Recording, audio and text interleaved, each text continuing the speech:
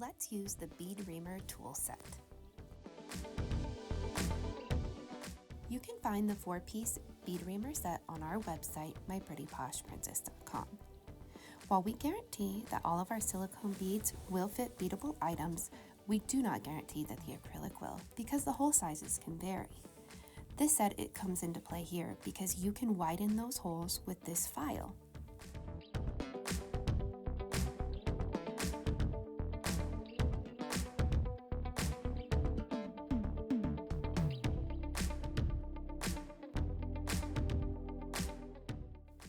Note that the hole on this 20mm pink pearl and this 12mm glitter pearl have a little bit of overspray and are a little tight.